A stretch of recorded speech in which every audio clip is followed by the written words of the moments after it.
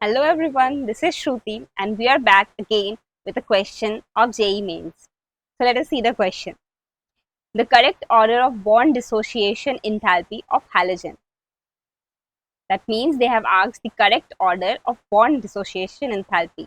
मतलब इनमें से बॉन्ड को तोड़ने में किसके बॉन्ड को तोड़ने में हमें सबसे कम एनर्जी लग रही है या सबसे ज्यादा एनर्जी लग रही है ये पता करना है। ठीक है, और ये सारे हमें दे रखे हैं हैलोजन। ठीक है, अब ध्यान दो, हमें पता है फ्लोरीन जो है वो पूरे पीरियोडिक टेबल में सबसे इलेक्ट्रोनेगेटिव कंपाउंड होते हैं।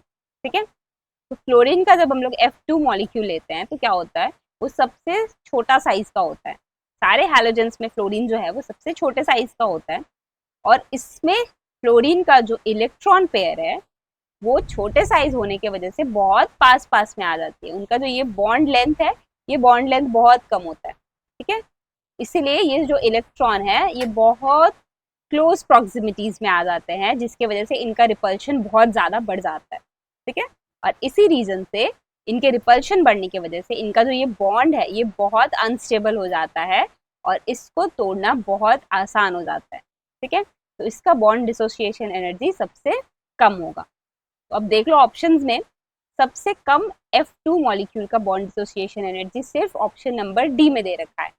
तो हम बोल सकते हैं कि ऑप्शन डी ही करेक्ट है, हमें और कुछ देखने की कोई ज़रूरत ही नहीं है। ठीक है, इसी तरीके से हमारे ये क्वेश्चन इतने ईजी तरीके से सॉल्व हो जाता है। If you like this video, you can comment, like and subscribe to our YouTube channel. Thank you.